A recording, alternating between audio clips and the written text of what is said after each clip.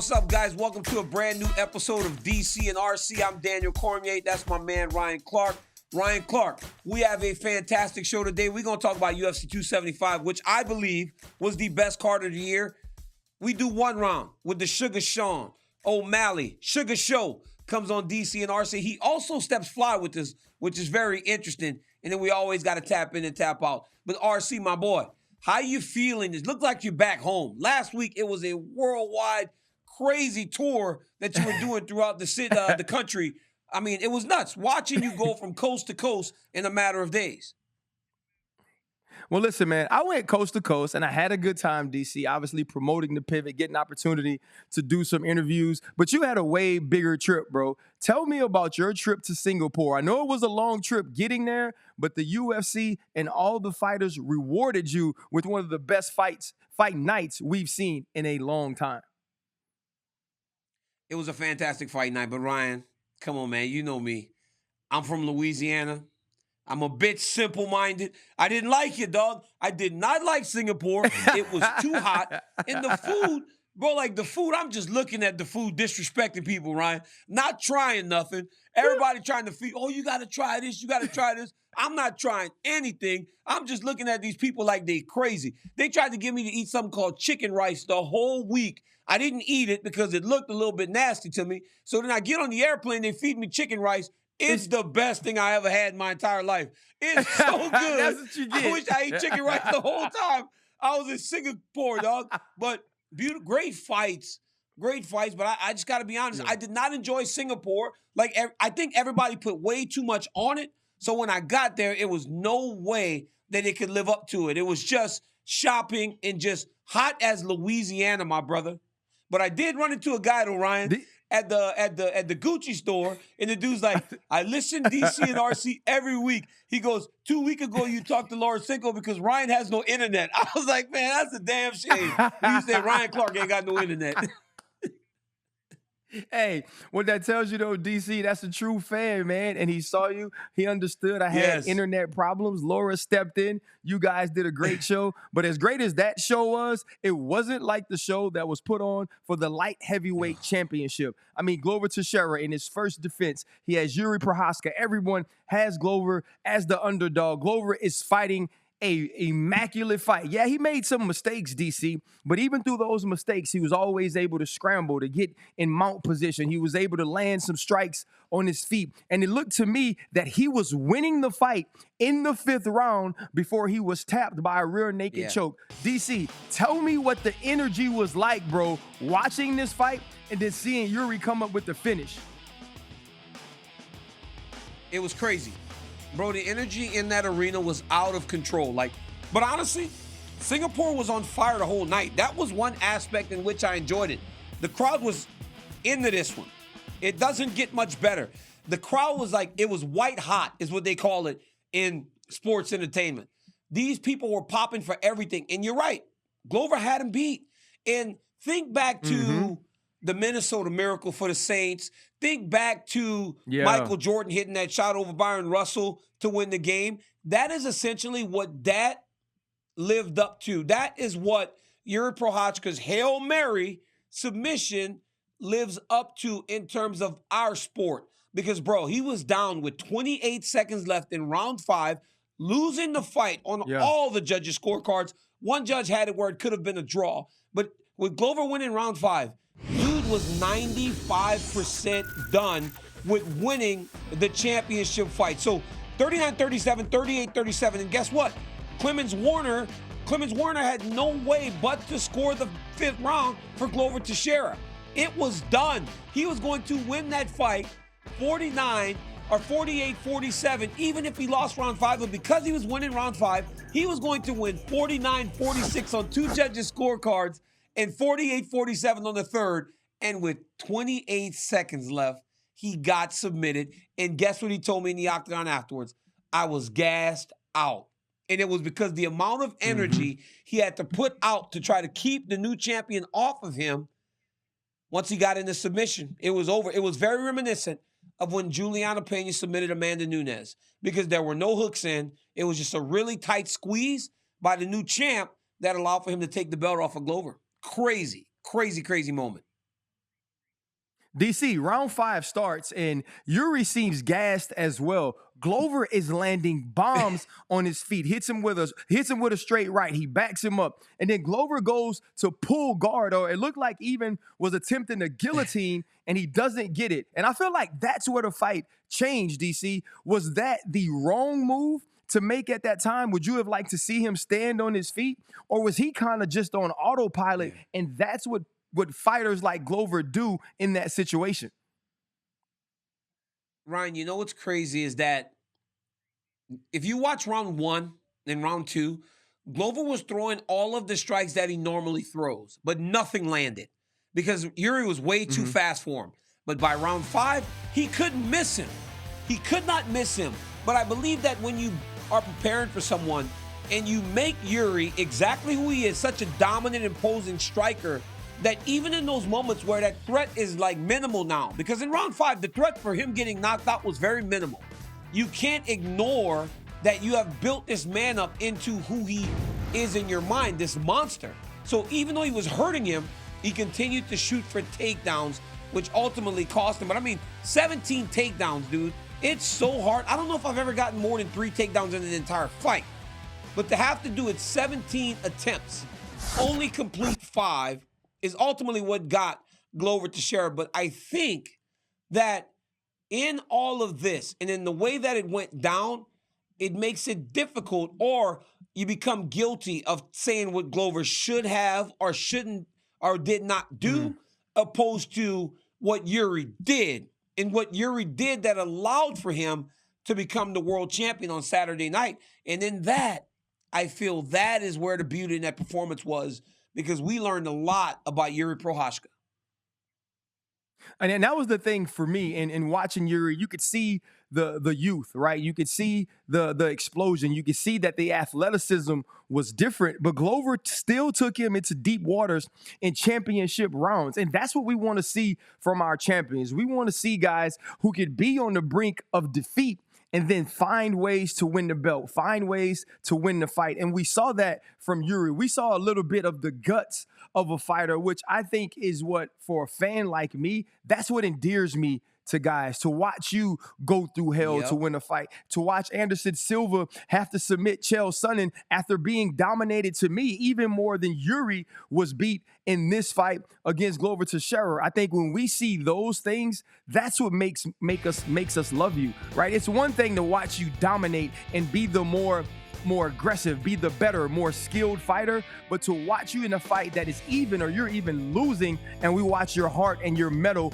win the fight for you. With that being said, though, DC, after seeing him go toe-to-toe with Glover Teixeira, does Jiri Prochazka have what it takes to have a long reign atop the light heavyweight division, much like we saw with the Jon Jones and the Daniel Cormier eras? You know, I think that he's the type of guy that could bring some stability to this weight class. And even looking at that celebration, it was tremendous to watch him receive that type of adulation going home.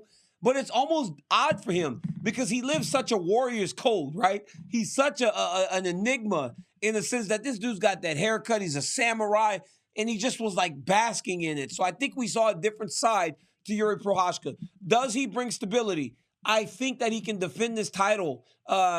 I'll favor him against Jan Blachowicz, and I like Jan Blachowicz. But there's guys in this weight class, man. Anthony Smith, there's Magomed Ankalaev. Those guys that would seem to be matchup issues for Jiri Prochazka. But after Saturday, that was a nightmare matchup for him, and he navigated that, and he won the belt. So I do not question that this guy is going to be good for a long time. This is only his 3rd UFC fight. He's only his 3rd UFC fight, and he is now the UFC champion. So he's fantastic, and I believe that he can defend his title, and I think Jan Blachowicz is going to be next for him. You know, that's crazy, DC. I was thinking that while you were talking. I wanted to tee you up or ask you if Jan Blachowicz should be the next guy that he fights, because to me, it's a dream fight. After seeing what Singapore was and kind of the energy that was in there, maybe to go to Europe and have these two guys have an opportunity to show who's the baddest man in the light heavyweight division. Both of them seemed primed for the fight. There was immediate reaction by both fighters, much like we saw with Glover Teixeira and Jiri Prochazka after Glover beat Jan Blachowicz. I think this is the fight to make. We got to see Jan come back up, become a champion, beat the style bender, and now have an opportunity to regain his title against what is going to be an exciting champion in Jiri Prochazka. So you believe that's the fight to make, or would you like to see it go somewhere else, DC? That was an absolutely fantastic moment to see the new champ leaving the octagon and then setting up a fight right away. I mean, I absolutely love that. I always tried to do that when I was fighting. You saw Glover do that. Everybody tries to set the next thing. This time, though, the next thing is the right thing with Jan Blachowicz and that ability to go home to Europe and put on a massive fight that literally can take place in front of a stadium. So I think it will be Jan Blachowicz, and I think the UFC will right away get to trying to make it happen in Europe where they can put this thing outdoors. It could look like Tyson Fury's last fight at home. Maybe not 90,000, but I am guaranteeing they could put 40,000 in a football stadium if these two fight. Now, here's my question. When we're watching these fights on Saturday, Valentina Shevchenko is struggling like we have never seen her struggle before. Ryan, from a person from the outside, when you're watching this, does this bring back the emotions of the Juliana Pena fight, or was Amanda even more dominant, so it was more surprising? Or did this Saturday you go, oh my goodness, you're like this the whole time with your hand on your head, like she's actually losing? DC, it was, to me, she's as dominant at her weight class as Amanda has ever been. And I think that's the thing that made it as surprising to me as Amanda Nunes. But I believe Juliana Pena even dominated that fight more because it was earlier. When you think about the Shevchenko fight and the Zhang Weili fight, right? If I told you on Sunday morning, man, between those two women, one of them was taken to deep water and had to dig deep to win, and the other dominated early and won with a spinning back fist in the second round, you would have thought that those fighters were flipped, right? You would have thought that Zhang Weili was in the tough match with Joanna and that Shevchenko totally dominated Santos, but that didn't happen. And so when you're watching that fight for 5 rounds, and then once Santos gets the eye from the accidental headbutt, it almost looked exactly like Amanda Nunes, Juliana Pena, but it didn't go that way on the scorecards. And that's why I think sometimes when you do dominate like that, you can't let it get there, DC. Do you have any issues with Valentina Shevchenko being the winner of this fight? No issues with Valentina winning. I thought Talia Santos won, but like I could see where Valentina won the second round. I just thought that, I just thought so. Multiple judges scored the round. All 3 scored the round for Shevchenko in round 2. So obviously they're not wrong, right? But we were looking at round 2 in a way in which she got her back taken at the very end of the round. Once again, and these judges, smart judges, they were able to put the damage at the forefront to allow for that round to be scored for the champion. But I don't think that there is a problem with it. But if Santos would have won the fight, I would not have been mad. But the headbutt, it's what we call it, a headbutt. Yes. We're not allowed to call it that on air. It's an accidental clash of heads because honestly, that's what it is. But the headbutt saved Valentina because it did not look like anything was about to change. It looked like Santos was going to go out there, take her down again, and try and kind of dominate and control her in the 4th round because she had done it every other round, and Valentina had not made the adjustments. Valentina was the one initiating those wrestling sequences. It was the craziest thing. Yeah. Every single time they wrestled, she was getting out-wrestled, and she kept going there. She kept going to the wrestling because it was where she was safe. Here's where the problem is for Talia Santos, RC. In a rematch, I don't think she does as well. Because now the champ has felt her, and she is going to make the adjustments to beat her. And on that night, it seemed as though she was the one that was going to become the champion and pull a major upset.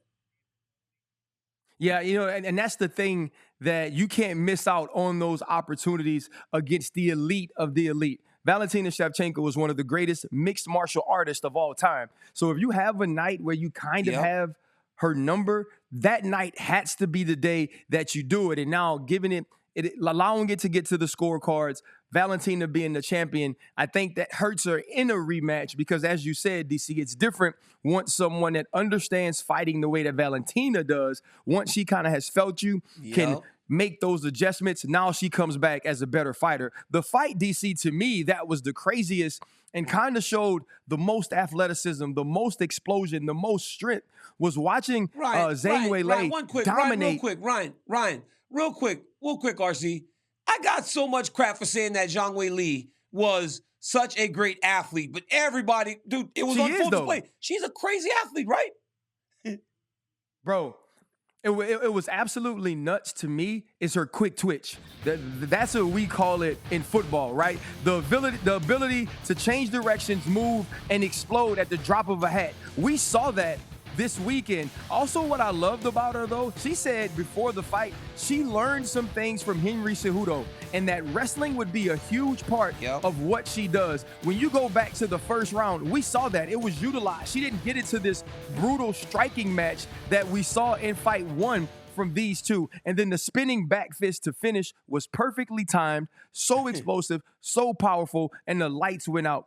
What was it like, DC, when you're sitting cage side and you see that happen to one of the best women's fighters of all time in Joanna, and then we watch her lay her gloves on the mat?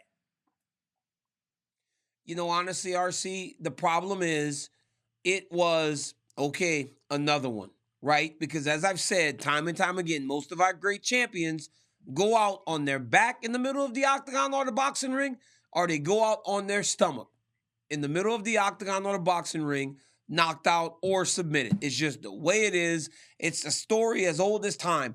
Sometimes fighters hang around too long. I don't think that was the case for Joanna, but in Zhang Weili, she is just at a different stage in her career. Whereas Joanna wants to be a mother and a businesswoman, they're very close in age. But Weili does not have any desires to do any of those other things. All she wants to be is the world champion. And it was on full display on Saturday night. So it was, I thought Joanna had a chance, but once I saw it, I was like, man, it sucks, but it's kind of like, is what it is. And then she walks away. And I was so happy to be able to sit there and talk to her as she made that retirement speech. Because for what Joanna Jędrzejczyk has been to this weight class, I don't know if anyone else has been as important or more important to a weight class. Strawweight in the UFC is the glamour division in female fighting. I don't care what you say. I know Juliana's going to charge you or bully you. I know Valentina is dominant, but there is no weight class that is more balanced. There is no weight class that is more recognized. And the reason that is because of Joanna Jędrzejczyk, because she was so good, because she was the boogie woman, because she brought people to pay attention to what they were doing in this weight class. She's going to be sorely missed, and we lost a great champion on Saturday. But ultimately, the story is about Zhang Weili and her quest to try to become the UFC champion for a second time in a fight. She may be, honestly, RC, the biggest challenger in terms of a favorite going into a fight that you've ever seen in the UFC. She's going to be a massive favorite over Carla Esparza. Yeah, and that's what's crazy, right? We talked about what was set in place when Carla Esparza beat Rose Namajunas in Phoenix. The difference that would make in this weight class. And the only thing I could think of, DC, was the different paths these women took after their first fight. Zhang Weili continued to fight. She had two great fights against Rose Namajunas. We got to see her move around, got to see her improve. As Joanna, she took some time off, and we could see that Zhang Weili is a better fighter than she was the first time. And Joanna, it was time for her to go do other things because she had other focuses outside of the octagon, which is also okay when you've had the great career that she has. But now, DC, it's time to pay a couple of bills, man. I want you to sit back, listen to this ad read. With YouTube TV, watch live TV like cable. You can get started in minutes and watch the NBA Finals live on ABC and without long-term contracts or hidden fees. YouTube TV lets you stay up to date with real-time stats and highlights of your favorite teams. YouTube TV, everything live TV should be. Try it free, new users only, terms apply, cancel at any time. Guys, it's all about confidence when it comes time for sex. Am I right? Sometimes, though, stress, anxiety, or a bad day can affect your performance and ruin the fun for the both of you. BlueChew.com to the rescue. BlueChew is a unique online service that delivers the same active ingredients as Viagra and Cialis, but in a chewable form and at a fraction of the cost. BlueChew's tablets help men combat all forms of ED.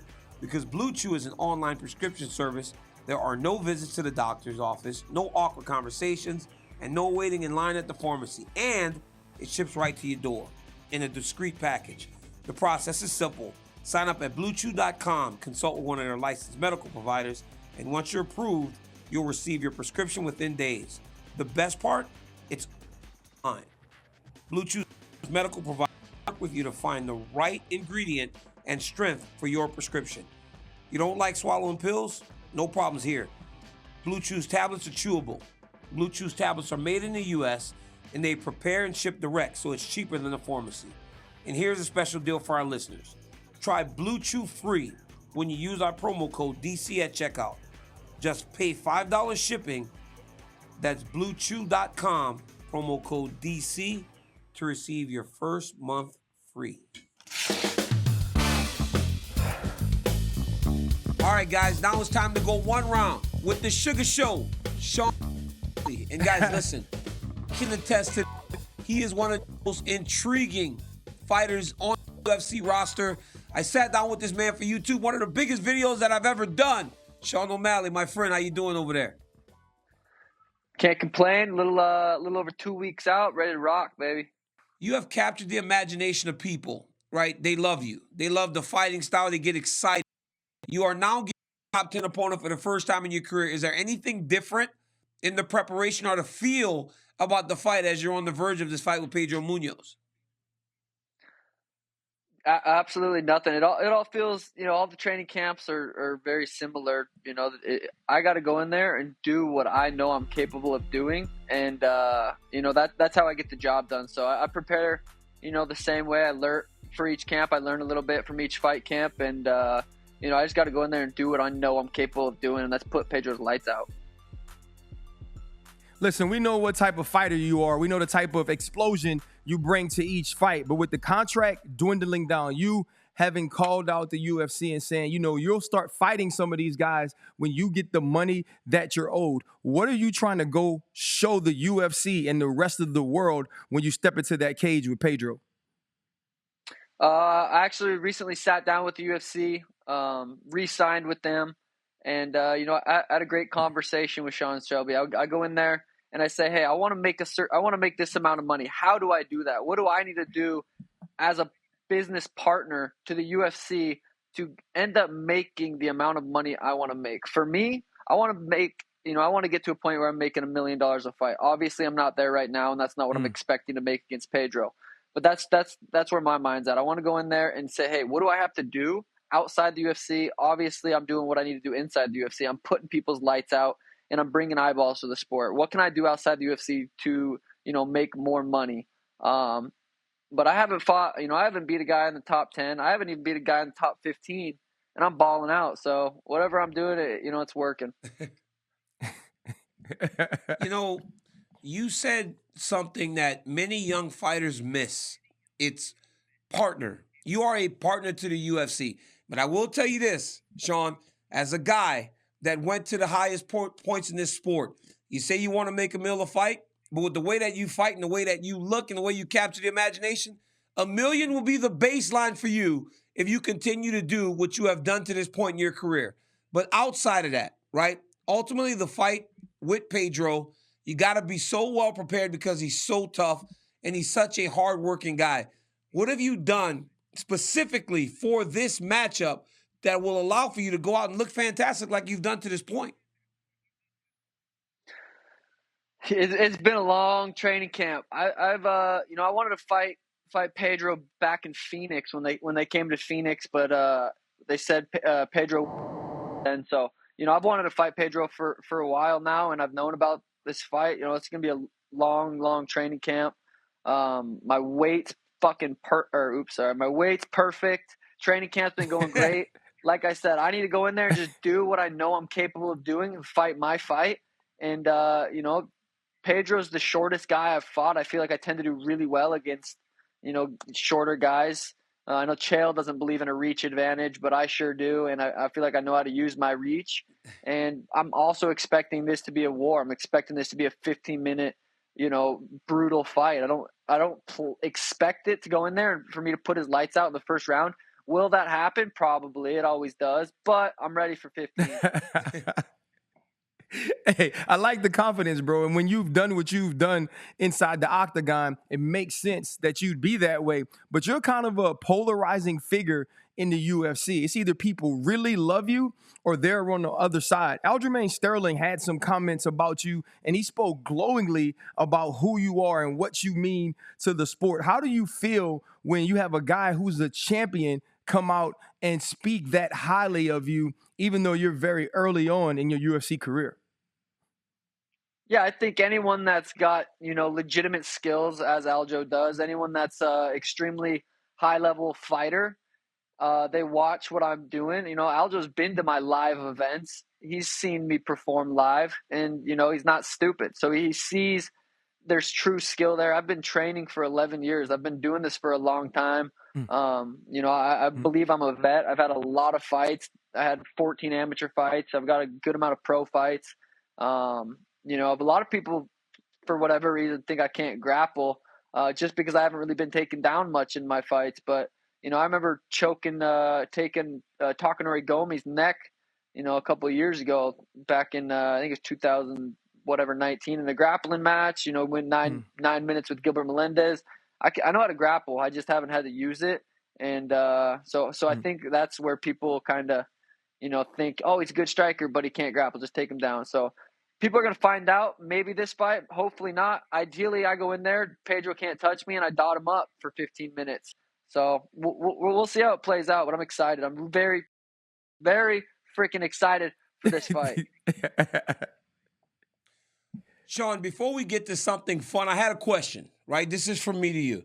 So when I'm calling your fights, I think that you are just phenomenal, right? But then I've made some comments about looking up at the clock and everything, and you've gone about talking about it. So for me, my question is to ask you directly, Sean, what are you looking up there for? Tell me in that moment, because I don't know what I'm missing, right? Now, you will say things like, hey, I think DC and Joe really like me because we do. We think you're phenomenal. But then you also say, but then they'll say things like he looks up at the clock. This guy's a world champion. I don't know how he doesn't understand that. But for the vast majority of the people that look up at that clock, they're a bit fatigued. So tell me what you're doing in there. You just, like you said something like, I want to know exactly where I am. So just tell me, I'm trying to understand when you make that statement, tell me, Daniel Cormier, like what you're doing out there.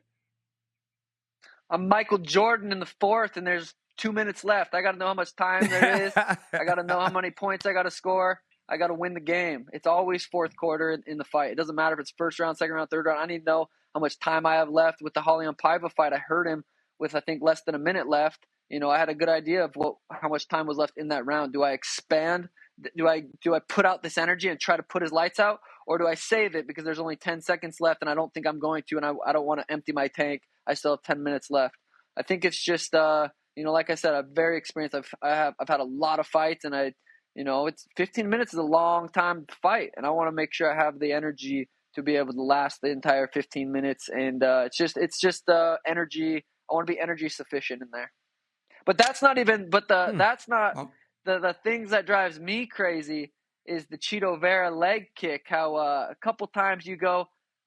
And I've watched my fights back over and over and over again, and every time I hear you and Joe say something, they say, I don't know why they don't kick his legs like Chito Vera did. It was very effective for him. Oh, God, it drives me crazy, DC. That's what drives me crazy. I understand. The leg kick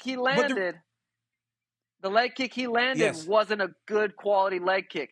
My leg kicks I was landing on him were making him spin in circles. His big toe hit the nerve when I was pulling out from a kick. That wasn't it was a very effective kick, but it wasn't the leg kick that you guys are talking about. Just chop his legs down. Mm-hmm. Okay, so and this is to and here's to my defense. I can't speak for Rogan. Here's to my defense. Where else in the octagon have you shown that there's an ability to hurt you? So it's like we're telling the story, right? Yeah. So we're kind of pointing to the one area in which that something worked effectively. And then you got to remember, one time you did an interview sitting on the ground because your leg was hurt. So it's like I'm calling back to these moments in the only times that I have seen you compromise. That's really the only thing that we're doing. Because outside of that, you have not done anything or shown many places inside the octagon where you've struggled. So it's actually more of a compliment to Sean O'Malley opposed to he's weak in that area, because the reality is that's the only thing that we have seen effectively do anything to Sean, even if you have said that it was a lucky kick. So can you understand that a little bit better now? A little bit. The one where you're talking about my leg was hurt. My foot was actually snapped in half. I broke my foot, had a major surgery, and it wasn't because they kicked my legs. I threw a right head kick. I landed, and right when I landed, I went to throw a right hand, and my foot snapped. It had nothing to do with my legs getting kicked. And then after the Cheeto fight, I fought Thomas Almeida, really good Muay Thai guy, who tried to kick my legs, who did kick my legs a couple times, wasn't very effective. Fought Chris Moutinho, who kicked my legs probably 15 plus times. And I remember in that fight, you specifically said, or no, it was in the Holly and Paiva fight, you said, I don't know why these guys don't try to kick his legs. You go look at the Thomas Almeida fight, the Chris Moutinho fight, and the Holly and Paiva fight. They all tried to kick my legs. And some of them, it's a fight. They're going to kick my legs, whatever. But it's just because you have a boxing stance. You just have a boxing stance, right? So it would seem as though that would be the path. Yeah. Yeah, I mean, I could see Trust it. me, my man. I just want to say this. I just want to say this. I'm not taking any shots at Sean O'Malley. I'm just trying to see, because I got to tell the viewer at home, like, what's the other guy's path? So you got me fishing a little bit. You actually kind of got me fishing out there trying to find that path because, again, you have shown a tremendous form. I just wanted to make sure I tell you that because, hey, I think you're a cool dude. I like you. I like the way you fight. I think you're a solid cat. But I just want to make sure that I always speak directly to you or even face-to-face. Like I'll tell you if there's something we can always kind of talk about it. Yeah, I appreciate that. And also, I've went on record saying I couldn't commentate and do what you guys do. I think it is a crazy hard job.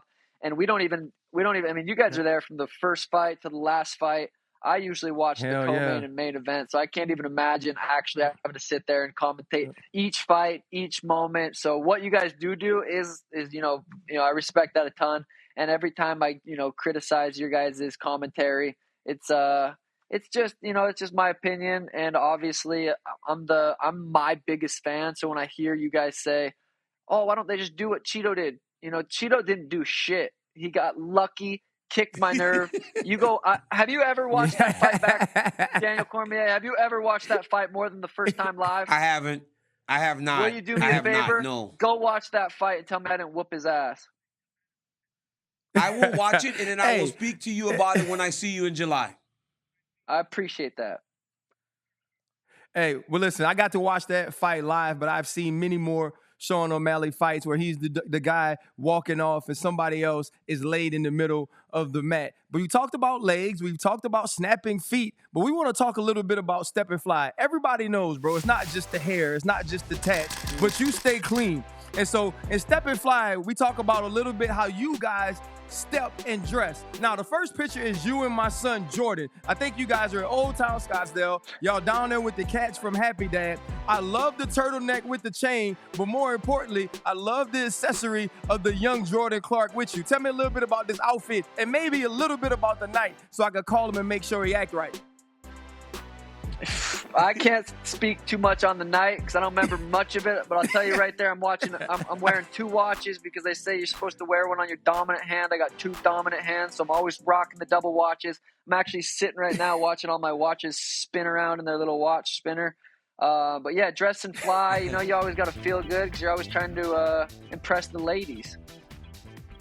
My man, well, absolutely. Sean, so let's look UFC at this outfit. 248.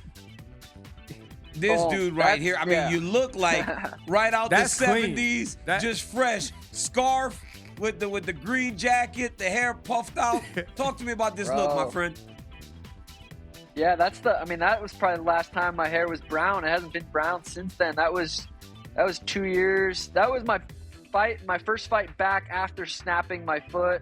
You know, that was an emotional fight because I hadn't fought for 2 years. You know, I had to come back with style, swag, and put on a beautiful first-round knockout performance.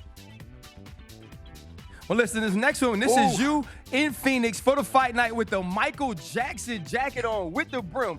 Tell us about this outfit and some inspiration.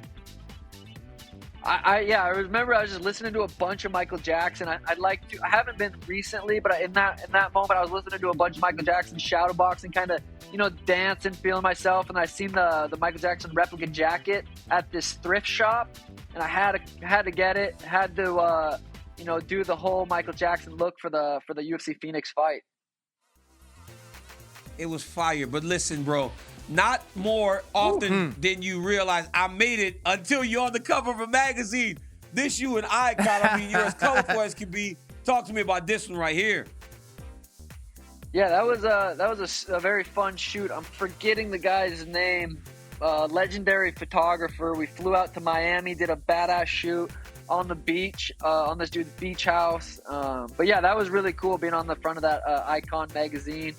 You know, fashion's something I've always kind of liked. And, you know, I think, you know, in this game, in this sport, in this world, you got to stand out if you want to make it big. I mean, you could play you don't have to stand out as much as I do, but, you know, the more you can stand out, I think at the end of the day, the more money you're going to make, the more people I'm going to knock out, it's going to help with that.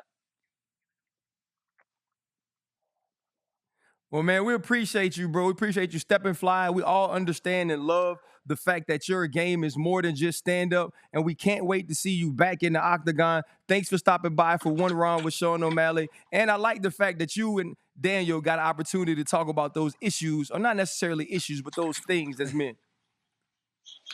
Appreciate you, boys. Look around. Look what I'm rolling around in, too. Don't forget.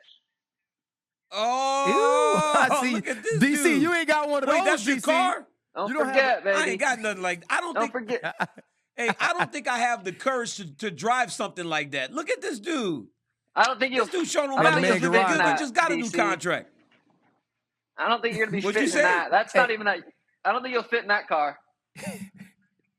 That not at this I've point. seen Hey, you around. maybe 205 That's a thick DC boy. could have fit in there. Maybe 205 DC could have fit in there, but nah, not the happy DC, the retired DC. Sean O'Malley, my man, good luck in July, bro, and I cannot wait to see you. We'll talk to you soon.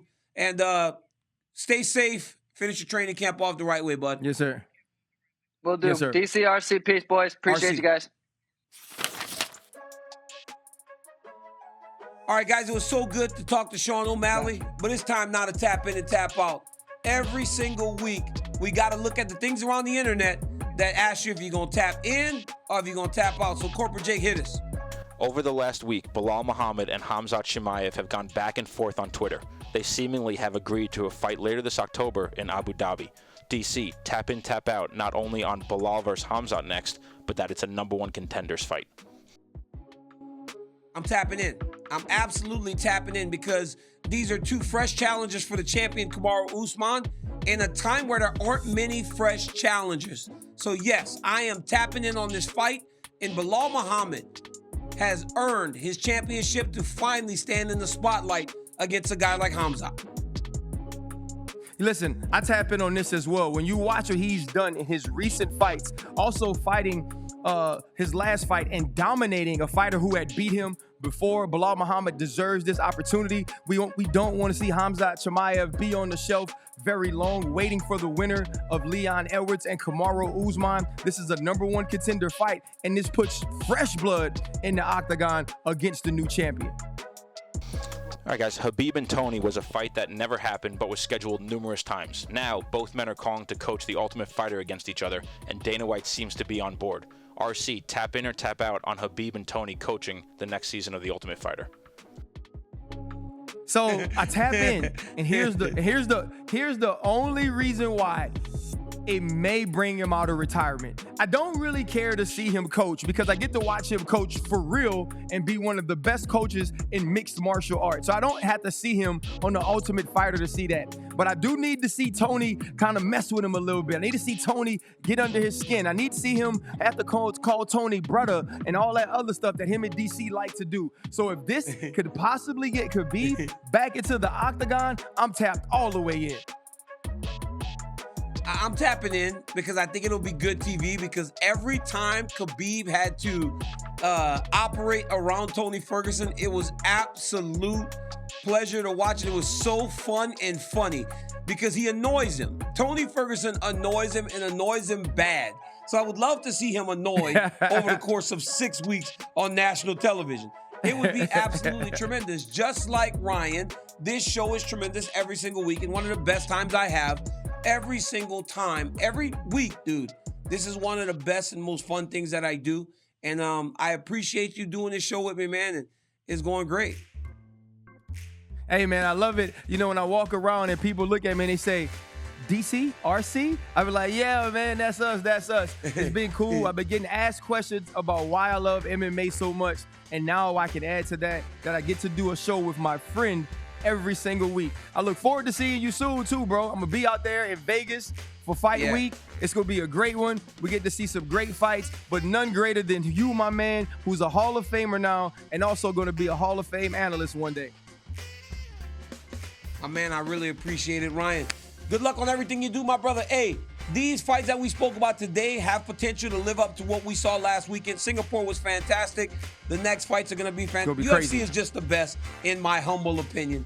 Guys, until next time, YouTube, ESPN Plus. Every Tuesday, watch DC and RC. Peace.